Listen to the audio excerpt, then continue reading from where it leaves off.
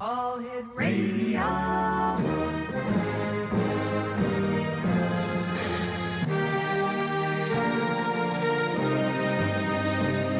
Welcome to the X Zone, a place where fact is fiction and fiction is reality. Now, here's your host, Rob McConnell.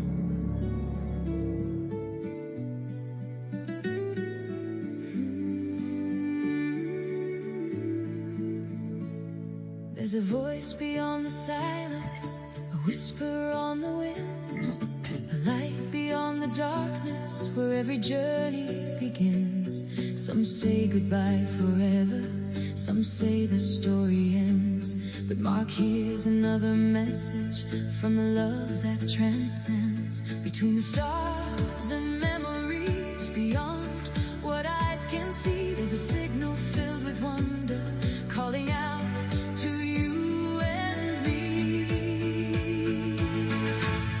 Tune into the afterlife frequency, where love survives eternity.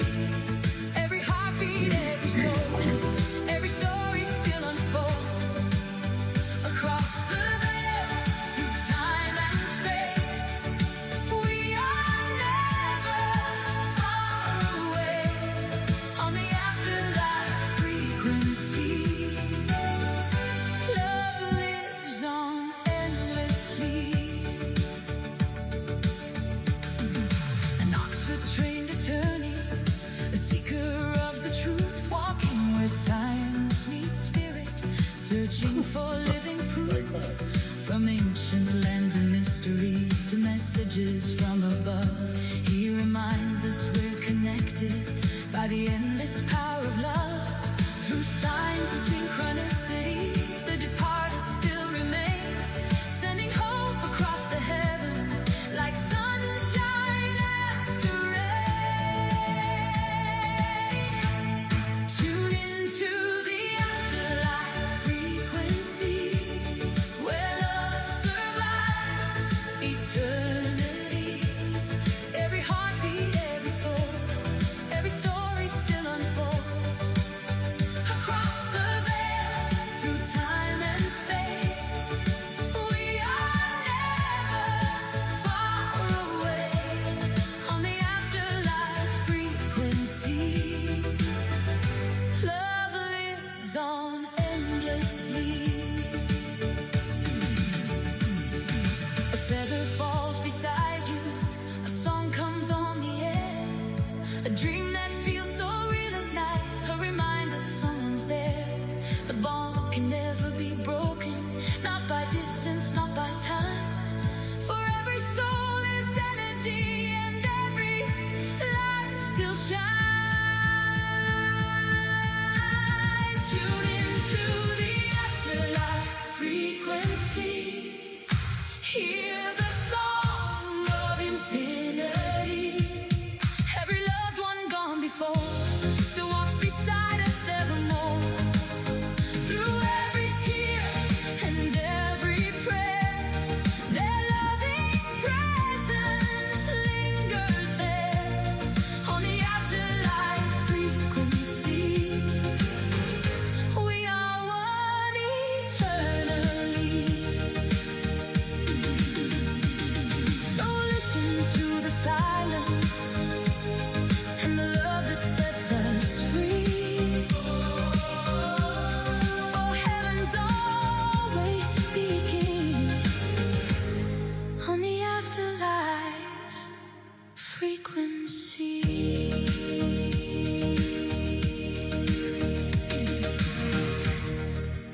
And welcome back to the X Zone, everyone. I am Rob McConnell, and for the next 2 hours, I'm your host and your guide as together we will cross the time-space continuum to this place that I call the X Zone. It's a place where people dare to believe and dare to be heard. It's a place where fact is fiction and fiction is reality. We come to you Monday through Friday from 10 p.m. Eastern until midnight, right here on the CanCom Broadcast Network and on your hometown radio, Classic 1220 CFAJ AM. That stream us at classic1220.ca. Exonation, tonight we're exploring one of humanity's most profound questions. What happens when we die? Well, our guest this hour is Mark Anthony, internationally known as the Psychic Explorer. Mark is a fourth-generation psychic medium, an Oxford-educated attorney, best-selling author, and a respected authority on near-death experiences, spirit communication, and the survival of consciousness beyond physical death. His groundbreaking work bridges the worlds of science and spirituality, offering a unique perspective on the connections between energy, consciousness, and what he calls the afterlife frequency, just like that song that was dedicated to Mark. And through his books, lectures, media appearances, and private consultations, Mark has helped countless people find comfort, healing, and a deeper understanding of life beyond the veil. Tonight, we'll discuss spirit communication, signs from departed loved ones, near-death experience, consciousness research, and whether science is finally catching up to what the mystics and spiritual traditions have taught for the centuries. Joining us now from the great United States of America is our good friend, Mark Anthony. And Mark, welcome back to the X Zone. Thank you, Rob. It's always a pleasure to be here and to work with you. Mark, tell us a little bit about yourself and how you got into being the psychic explorer and the gentleman behind, Afterlife Frequency. Well, as you explained when you introduced me, and thank you for that introduction, I'm a fourth-generation psychic medium. And what that means is that these abilities have been running in my family for generations. And what's really notable is that both my mother and my father had these abilities, and they ran on both sides of their family. And this appears to be a genetic trait within my family because there's been a lot of psychics and mediums. So when I was a child, my father always said, don't talk about this outside of the family. People won't understand. And I could see that he was right on the money with that when I was in school, particularly because I started school in Catholic school.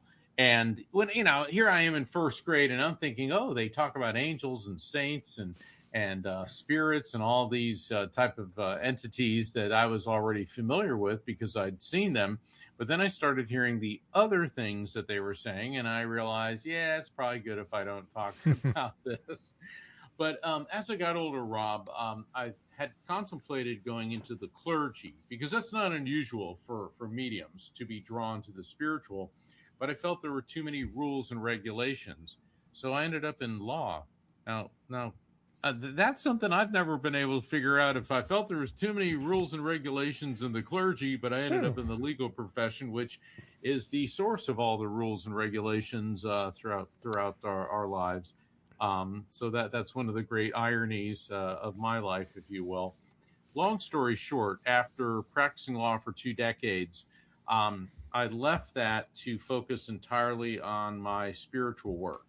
And I was at a press conference in New York City, and some reporters found out that I was a psychic medium and an attorney, and they started calling me the psychic lawyer, and then that stuck. But as my work continued, and I began appearing on a number of shows, like the X Zone, and several others on both radio and TV, internet, public appearances, on lecture tours. A lot of what I do, in addition to the spiritual work, involves near-death experience and afterlife science research, paranormal investigations, UFOlogy, ancient mysteries, and another media outlet started calling me the Psychic Explorer. So we condensed my brand to Mark Anthony JD Psychic Explorer, the JD being my law degree, which is a Juris Doctorate. So that, in a very large nutshell, is how I became known as Mark Anthony JD, the Psychic Explorer. What first inspired you to write The Afterlife Frequency? The Afterlife Frequency is the result of years and years of experiences and research. I have 2 prior books out, Never Letting Go, which is a guide on the journey through grief and how spirits can help us through the journey through grief.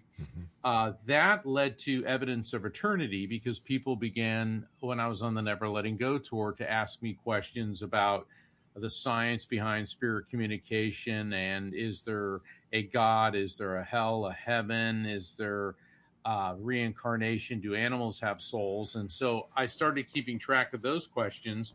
Evidence of Eternity did very, very well. It was very well received. And what I saw is people wanted more science. They wanted more proof, more evidence, more theoretical foundations to bridge the gap between the spiritual and the scientific. And so that is what led me and motivated me to write The Afterlife Frequency. You describe yourself as the psychic explorer. What does that title mean to you, Mark? It means that I am always exploring, examining, and I have an insatiable curiosity how things work. Mm-hmm. My father and mother, my dad was an aerospace engineer. He had been a U.S. Navy SEAL in the military, and after he left the Navy, he went into aerospace. He was in the Apollo program. In fact, he was one of the guys that helped figure out how to bring Apollo 13 back. And I was a little kid, and he said the questions never stopped. How does this work? Why is this? Why is that? And he liked explaining these things. So as I progressed in life, I started to see that spirit communication, what I do as a medium, which is facilitating communication between people here in our world and spirits, it's not hocus pocus. It's not magic. It is based on human physiology and sound scientific principles. I also saw that near-death experiences have a rational and scientific basis. So do so-called paranormal investigations, spirit communication, aliens, alien abductions, ancient mysteries, what people call supernatural phenomenon. And so I explore and I examine all of these different phenomenon. And so that, to me, is what the psychic explorer means. Exonation, our guest this hour is the psychic explorer himself, Mark Anthony. And we'll be back on the other side of this brief break as the X-Zone continues with yours truly, Rob McConnell, from our broadcast center and studios in St. Catharines, Ontario, Canada. You're listening to us on the CanCom Broadcast Network and your hometown radio, Classic 1220, CFAJ AM, right here in St. Catharines, Ontario, that not only put us on the airwaves throughout Ontario and parts of the United States, but they also put us around the world, streaming us into 170 different countries. This is the X-Zone. I am Rob McConnell, Mark Anthony, and I will be back. And if you'd like to get more information on Mark, visit his website, afterlifefrequency.com. What eyes can see, there's a signal filled with wonder, calling out to you and me. Tune into the afterlife frequency, where love survives eternity. Every heartbeat, every soul, every story still unfolds across the veil through time and space.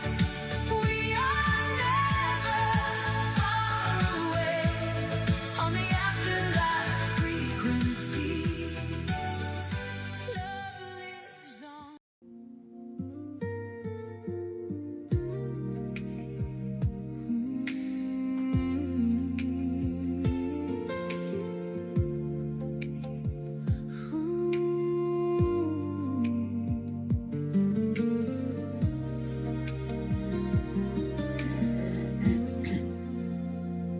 I closed my eyes and drifted away beyond the shadows of the dying day. No fear, no pain, no tears to cry, just a peaceful silence in the sky. I felt myself rise above it all, heard a distant voice gently call, leaving the world I thought I knew, crossing a doorway shining through.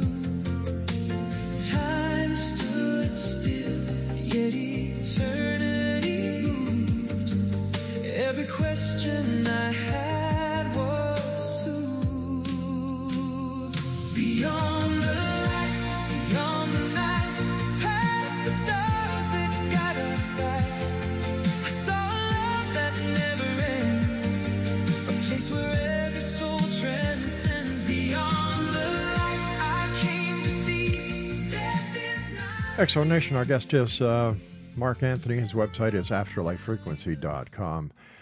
Mark, in your opinion, during your research, what evidence have you found that as a lawyer you believe could win in court that spiritual, wait a sec, the evidence that you find most compelling for survival of consciousness after death? There's so many different facets of this. I mean, when you look at near-death experience research, for the last 51 years, ever since Dr. Raymond Moody released his book, Life After Life, where he coined the term near-death experience. And it's really interesting because I know Dr. Moody, and I was one of the keynote speakers at the 50th anniversary of International Association for Near-Death Studies, and he was there. And he said if he had to do over again, he would have used the term temporary death experience instead of near-death experience, because a near-death experience could entail people that come close to being in an accident or come close to dying. But NDE, as we know it, is where people, they die and their consciousness leaves their body and it goes into another realm. They will encounter deceased loved ones. There's veridical perception. In other words, they can see things that were happening in real time, external to the location of their body. And when these type of factors are brought forth, if, for example, there was a woman in Japan who died, and she was resuscitated, and her parents were there and in the emergency room, and she said, when I left my body, I saw my sister, but that cannot be, for she is alive. I saw the spirit of my sister. And her parents began to weep, and they explained to her that her sister had died in a car accident the night before. Oh, Lord. Yeah. Now, how could she possibly have encountered the spirit of her sister? Okay, so there's evidence. Then there's the type of evidence that I bring forth, and other mediums, other legitimate mediums bring forth in spirit communication. I mean, anybody can say, oh, Rob, your grandmother's here and she loves you. Well, everybody's grandmother loves them and probably bake cookies. But when you start bringing through definitive pieces of evidence that I couldn't possibly know. For example, today I was doing a reading. It was on the phone. So when people say, oh, you're cold reading, all right, well, this is a phone reading, so I could not see the person. I can't look for visual clues. And the second I opened up the frequency, Rob, her mother's spirit came through. And I said, is your mother in spirit? Because I'm getting a mother. She goes, yes. And I said, this is going to sound really weird. She's projecting to me an image of her dressed up like she's Marie Antoinette, and she's standing in the Hall of Mirrors at the Palace of Versailles. Now, Rob, that sounds pretty weird, doesn't it? Yeah, even for you. Yeah, even for me, that's really weird. And the thing is, I've been doing this long enough to where I know no matter how weird it is, you say it. And the client on the phone, she goes, oh, my Lord. She said, well, my family comes from France, and they come from the area right around Versailles. And then she said, and in the research of my family genealogy, my family, they were French aristocrats, and they were actually in the court of Louis XVI and Marie Antoinette at Versailles. Now, wow, how could I possibly make something like that up, which is 100% right on target? Not only did her family come from Versailles, but her mother's family could track their lineage to aristocrats who were actually, in the court of Versailles between Louis the 14th, 15th, and 16th. So, and I mean, I could go on and on and on, but there's a lot of pieces of evidence like that. There's also been scientific studies in the past couple years. The lucid dying study, which is centered on both the U.S. and the U.K. Through Columbia University, and Dr. Sam Parnia, a really fantastic research scientist, studies of hundreds of people who went into cardiac arrest. And when they went into cardiac arrest, as part of the study, they were immediately administered an EEG, an electroencephalogram, and to monitor brainwave frequency. So for the people, all the people as they died, they're all 5 brainwave frequencies, gamma, beta, alpha, theta, and delta, surged off the charts. Now, this really surprised scientists because the general consensus before that was, oh, well, when you die, your brainwave frequencies just sort of slow down and fizzle out. Right. But they're surging off the charts. 1 in 5 of the survivors reported a near-death experience, going through a tunnel into a light, encountering deceased loved ones, and so on and so forth. And so the conclusion of the study is that our consciousness appears to survive physical death. So now we're going beyond mediumship, we're going beyond near-death experiences, and now we're going into hard science, which is able to quantify, at least from an energetic standpoint, that not only does our brainwave frequency surge at the point of death, which would mean your consciousness, which I refer to as the electromagnetic soul, is intact and then leaves the body. But when these people come back with accurate details of things that happened external to their body, for example, I spoke before about the woman in Japan whose daughter had died. People will come back and they say, well, my spirit was wandering around the hospital and it went down the hallway and I heard what my parents were saying. And that was exactly what they did say, or even farther than that. But the thing is, with near-death experiences, it doesn't have to be in a hospital setting. It occurs in all forms of people dying. Well, you yourself had a near-death experience. I did. When I was 4 years old. My parents, they had moved to Orlando because Orlando, Florida. My dad was in aerospace, and he was away on a business trip. And what had happened is the community that we lived in, there was an outbreak of impetigo, which was like real common back then. But it's a really bad disease. Now, I'm the youngest of 3 children. So I have an older brother and an older sister, and I'm 4. I think my brother was maybe 10 and my sister was like 13 or 14. And I had impetigo, and the doctor told my mom, well, just keep him at home and give him a bath with bleach because you get these rashes on your skin. And so I remember being in the bathtub and smelling the bleach, but then all of a sudden I passed out. What the doctor didn't realize and what he didn't test for is my impetigo got so bad it turned into septicemia, which is blood poisoning. Yeah. And I went into cardiopulmonary failure. My mom saw like I wasn't breathing and she started screaming, and she pulled me out of the bathtub and ran out in front of the house screaming, help me, my baby's dying. Well, my brother had run across the street because there was a fireman that lived there, Fireman Rory. Okay, he was a real nice guy. Everybody in the neighborhood liked him. He came over and he started doing CPR on me. Meanwhile, my sister called an ambulance. So the ambulance gets there.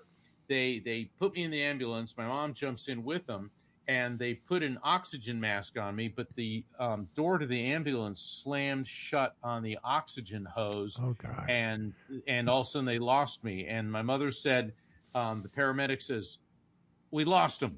He stopped breathing.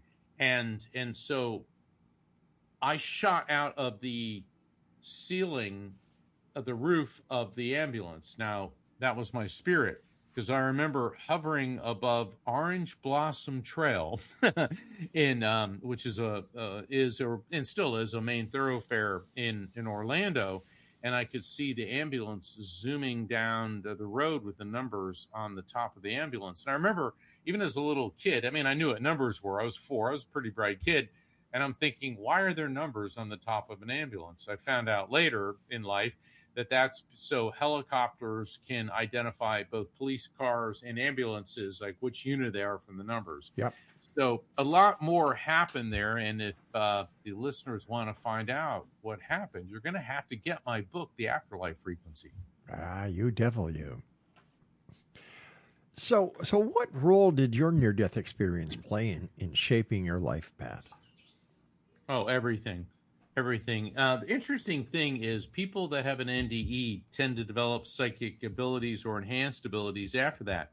Mine had actually kicked in about 6 months before my NDE. I was about 3.5 when I started interacting with spirits.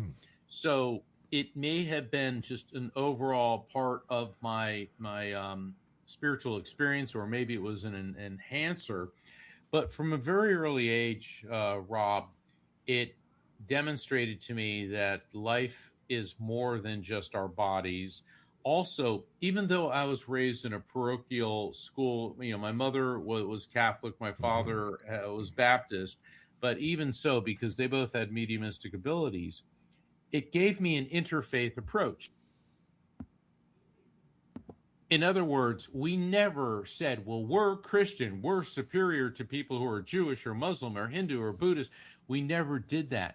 We gave credibility to all belief systems. And the other thing that it did, Rob, it set me on this trajectory in life where I was always studying God, different belief systems, ancient belief systems, whether they were from highly sophisticated or like Egyptians and Greeks and Hindus, to more, I hate saying primitive, let's say less technologically advanced yet incredibly spiritual, like the native indigenous beliefs in the New World in North and South America. It just set me on this path where I always wanted to know more about that. Mark, stand by. We've got to take our break at the bottom of the hour. X-Zone Nation, Mark Anthony is our special guest this hour, a good friend of the X-Zone. And if you'd like to find out more about Mark, if you'd like to find out how you can buy that book so you can find out how his story ends, visit afterlifefrequency.com. I'm Rob McConnell. This is the X-Zone. You're listening to us on your hometown radio, Classic 1220 CFAJ, streaming us at classic1220.ca and on the CanCom Broadcast Network. Don't go away. Time stood still, yet eternity moved. Every question I had was soothed.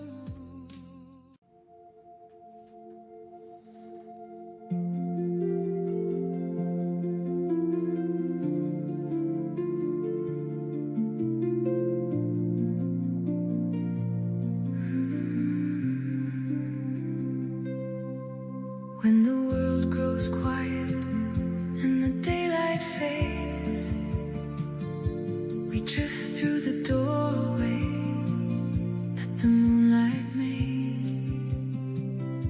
Beyond every memory, beyond every fear, dreams paint a picture that only we can hear. They carry our questions on rivers of light, sailing through shadows in the middle of the night. A whisper from tomorrow, a lesson from the past, a fleeting constellation that was never meant to last. Dreams are the lanterns in the dark of the soul, guiding us gently where we're meant to go. Like a compass in the ocean, like a star in the sky, they teach us how to walk, they teach us how to fly. Dreams are the land. Welcome back, everyone. Mark Anthony is our special guest this hour. www.afterlifefrequency.com. Mark, how can people who have had somebody pass and they're really missing the person who has no longer walking this planet, and their grief is very severe, and and they have these dreams, they have these thoughts that they believe that the person is with them, but maybe not. They're with them. Maybe it's just their imagination. How can they tell if the spirit of the loved one is actually with them on this side of the veil, trying to get their attention? Rob, that is such an important question. I'm glad that you brought that up. The truth is, the spirits of our loved ones can be with us constantly. Now, that doesn't mean we're holding them back or anchoring them to this world. They're pure electromagnetic energy, and I can explain what that is later, but they move at the speed of light, so they can zip in and out and see us. And when we grieve them very heavily, our brain emits these electromagnetic waves, and we can measure this. So this is not some new agey hocus pocus, fruity tooty philosophy. This is actually something that can be objectively measured, is our brainwave frequencies. And spirits will pick up on that. I call those frequency beacons. In other words, think of a spider web. Everyone that you love, either in this world or the other side, is connected in a vast three-dimensional spider web. And how do spider webs work? Through vibration. Yeah. You're grieving someone, so you're sending a vibration along this electromagnetic tether. A spirit picks up on it, and it draws him or her or them to you. Conversely, a spirit can send you a signal. For example, a dream. So you have a dream where you have a coherent discussion with a loved one. And when you wake up, it feels real. So that answers part of your question. How do you know if it's real? Particularly with dreams, it feels like an actual conversation. Why? Because it is. And it has a beginning and a middle and an end and a realism quality to it, as opposed to the abstract surrealism of a dream.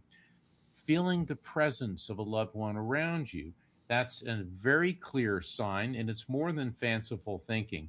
One of the things, Rob, this is really cool. One of the things that I teach people, not just grieving people, but also paranormal investigators. Let's say you feel you are perceiving a loved one in your peripheral vision. Has that ever happened to you, Rob? To be honest with you, no. Okay. For a number of people, they'll feel that a loved one is around them, and they may see the person in their peripheral vision. Okay. But then they turn to look, and the spirit vanishes. Same thing in paranormal investigation. We'll be investigating a supernatural or a area filled with spectral phenomena on a hot spot, and you feel that you see something, you turn in, it vanishes. Mm-hmm. Well, the spirit doesn't vanish. It has to do with the structure of the human eye. In the retina, there are two different structures, the cones and the rods.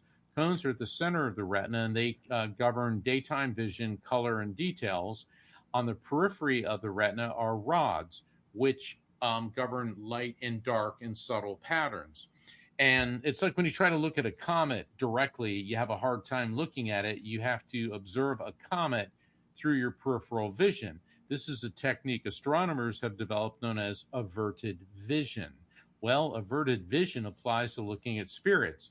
So if you feel that you're seeing a spirit, resist the temptation to look directly at it, because you're switching from rods to cones, and the spirit will give the illusion that it vanishes.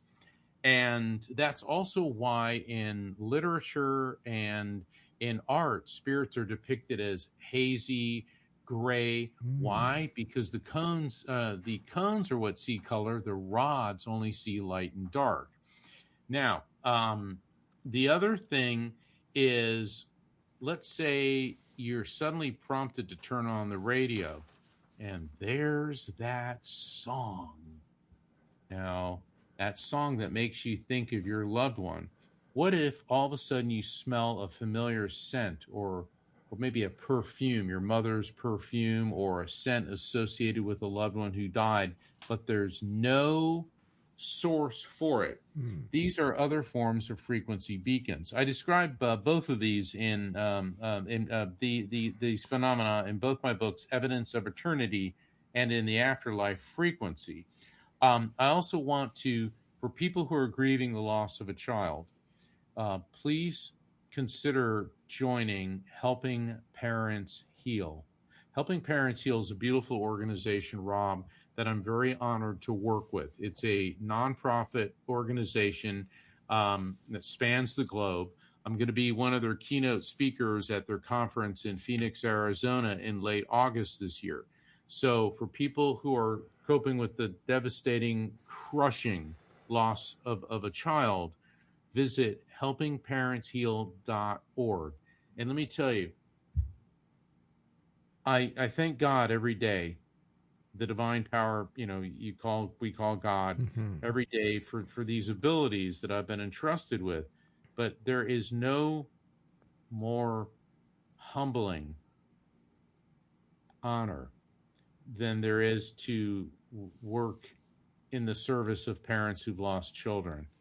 Rob, when you get to be in our age range, it's expected we're going to lose our parents, we're going to lose friends, we're going to lose adults, and it's hard and it's crushing and it hurts so bad.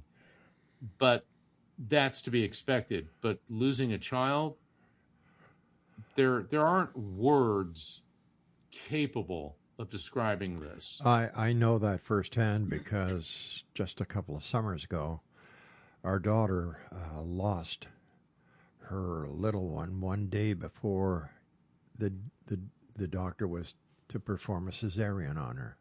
Oh my God. So I know that feeling. I saw the pain that my daughter was going through, and it just tears you apart. And the pain that she still goes through tears her apart. So I'm very, very well versed on the pain of losing a little child. Absolutely. Yeah. And the position that Helping Parents Heal takes is that every child's loss is a tragedy. It is. And they're all treated equally in that, oh, your tragedy is not worse than mine, because this isn't a competition. No. It's not a competition on who hurts more or whose child died under more difficult circumstances. It's all a tragedy, and that's whether like your grandbaby passed in utero. It doesn't matter if the child was in utero, a toddler, or an adult. The bond between a parent and a child is like no other bond ever. And so you may want to pass on helpingparentsheal.org to your daughter so she can take a look. They use a cross-disciplinary approach.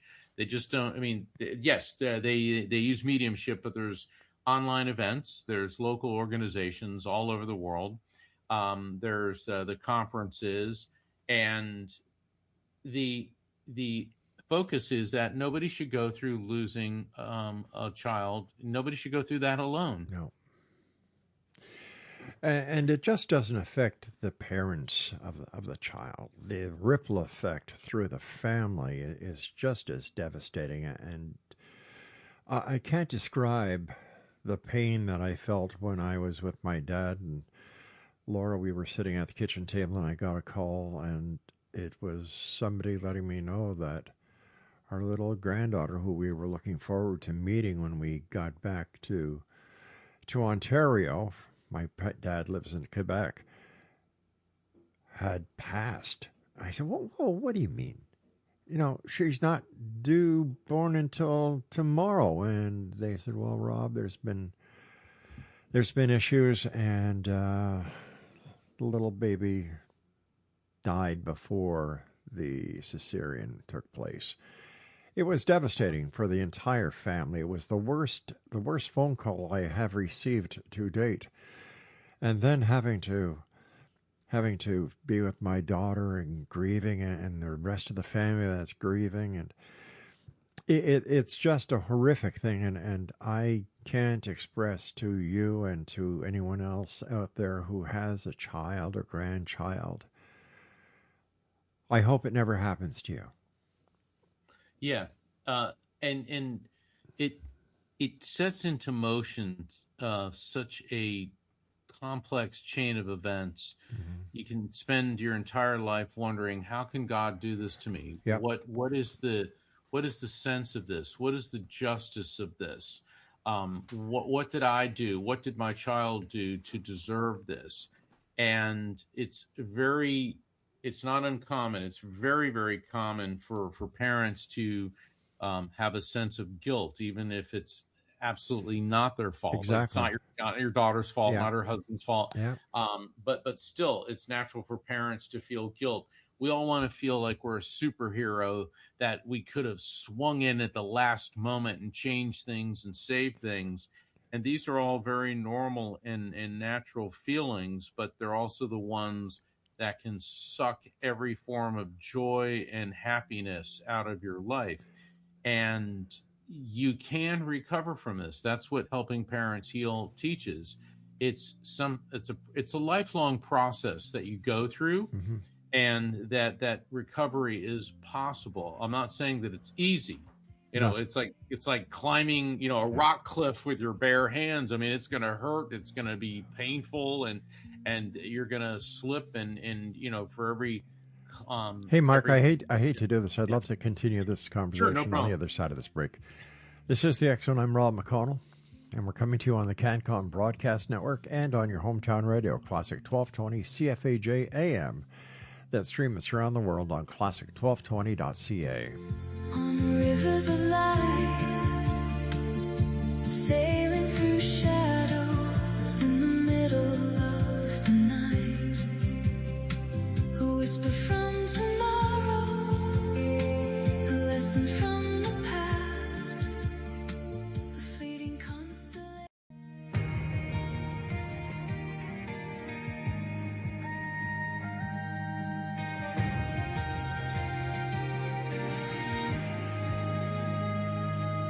Sirens in the distance, flashing through the night, running into danger while others take flight. Boots on the pavement, heart steady and true, but there's something deeper guiding what he'll do. Beyond the flames, beyond what eyes can see, a voice within speaks of destiny. He's a psychic firefighter, walking through the fire, saving more than bodies, lifting spirits higher. From the smoking shadows where the lost souls call, he hears them whisper. He answers them all.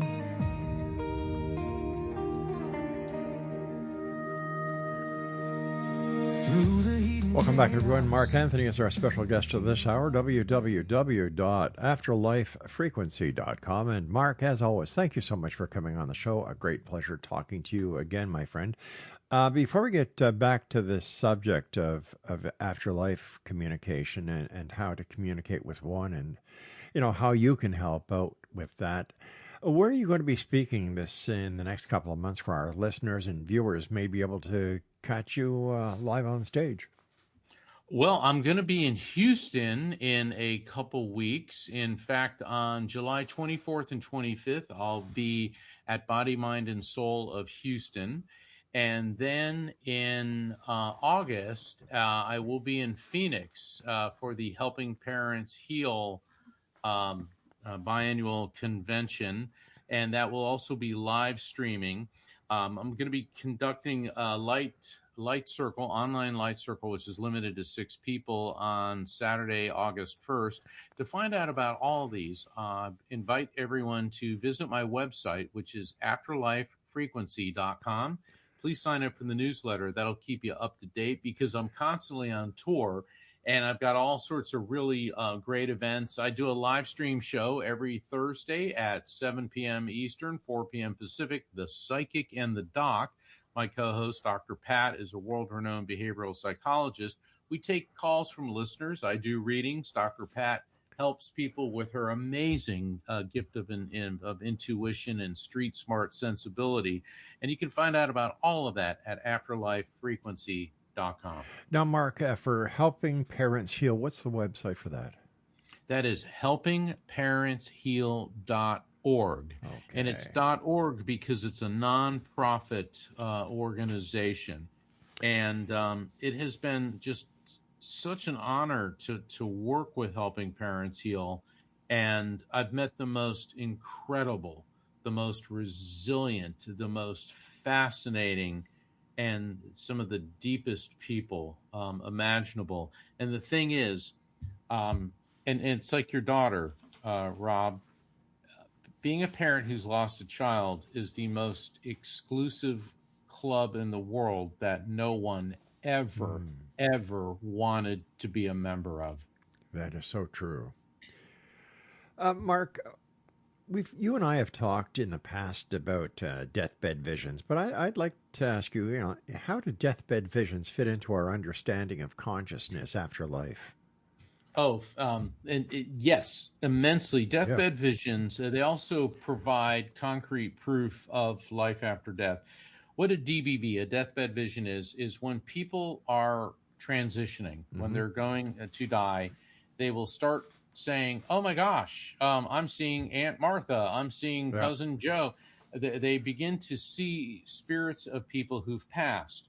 Now, heretofore, the position of psychiatry and psychologists have been that this is a grief-induced hallucination, or a hallucination close to passing. However, in more in-depth studies that have been conducted, people that are not in danger of dying, family members, close friends, hospice workers, healthcare workers, other people start to see them as well.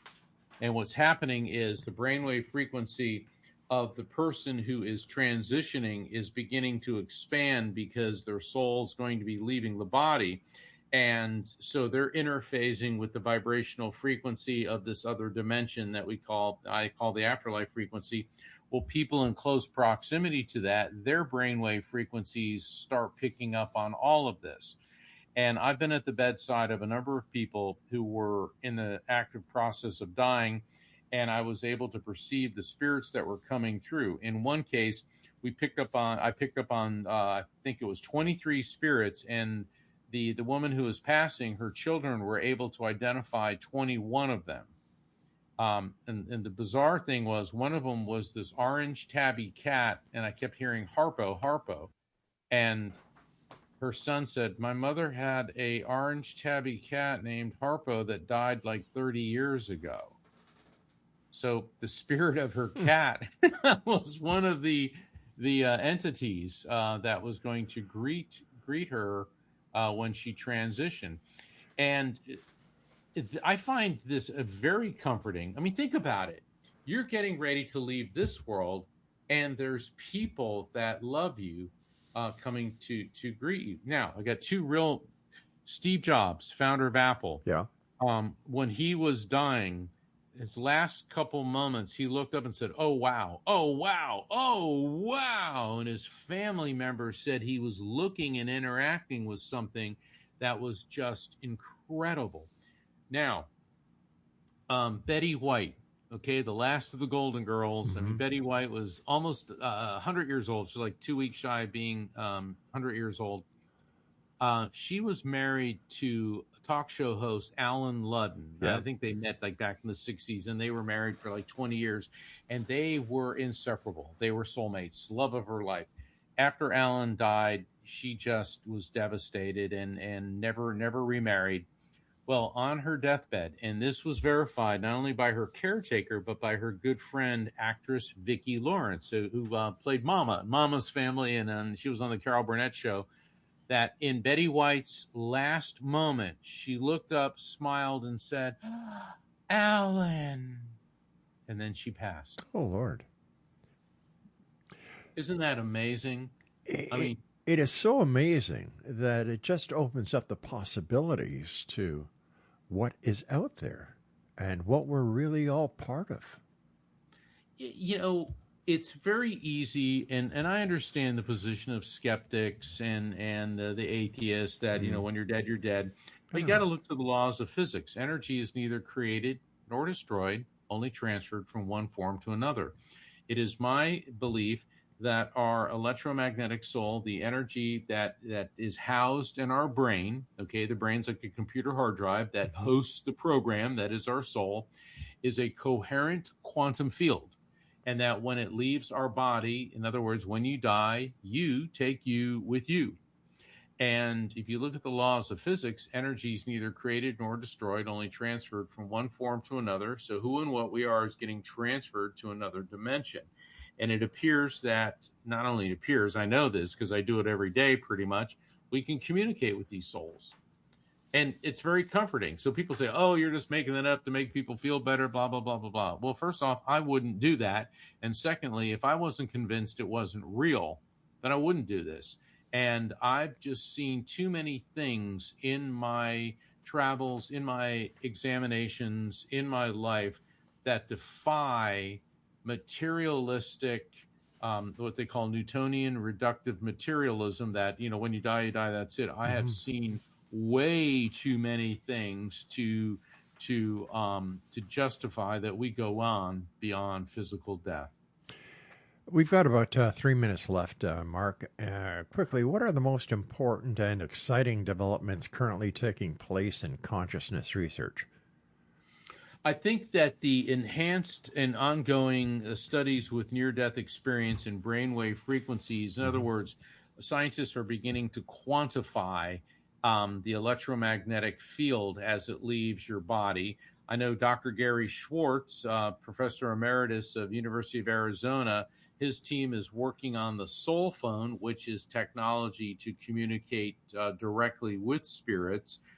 So there is a lot of things going on, both in the field of near-death experiences and afterlife research, to not only prove that life exists beyond the physical, but also to develop technology to communicate with that. Now, I'm the biotechnology that can communicate with it. And one of the presentations that I'm going to be giving this year is how we are wired for spirit contact and how our DNA actually has properties of a fractal antenna. Now, that's a huge discussion that we're going to have to take up another time, Rob.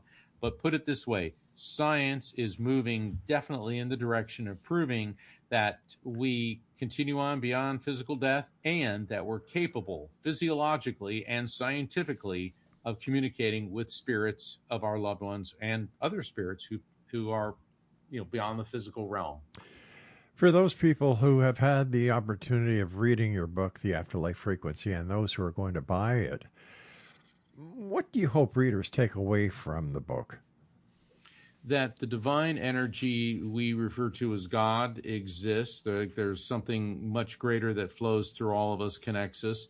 That the afterlife is real. That souls are immortal living entities. That humans can communicate with souls. And that we will be reunited with our loved ones when it is our time, our appointed time to leave this material world. Looking ahead, what mysteries about consciousness and the afterlife are you most eager to explore? To prove that consciousness is not created by the brain, it's merely hosted by it, and that consciousness remains coherent beyond the physical. Now, I see this every day, but for the skeptics and for the people who are somewhat resistant to religious or spiritual beliefs, it will be very nice, and also it'll I think put a lot of people at ease for the definitive scientific proof that we exist beyond the physical. I know it's real, but you know we want the hard reductionist materialist to say, yeah, well, we got nothing in this to respond to that. Mark, as always, a great pleasure talking to you. Take care of yourself. Safe travels, my friend. Stay cool. And as always, I look forward to the next time you join us here in the X Zone. Thank you, Ron. It's been an honor. And to everyone listening to the X Zone, keep tuning in to Rob McConnell and the X Zone. You'll never be disappointed. Take care, my good friend. And X Zone Nation, if you'd like to contact Mark for a one-on-one consultation, his website is afterlifefrequency.com.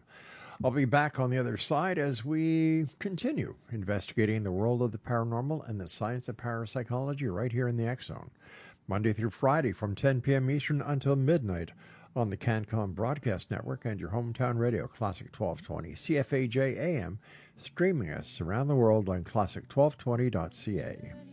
begins. Some say goodbye forever, some say the story ends. But Mark hears another message from the love that transcends. Between the stars and memories beyond what eyes can see, there's a signal filled with wonder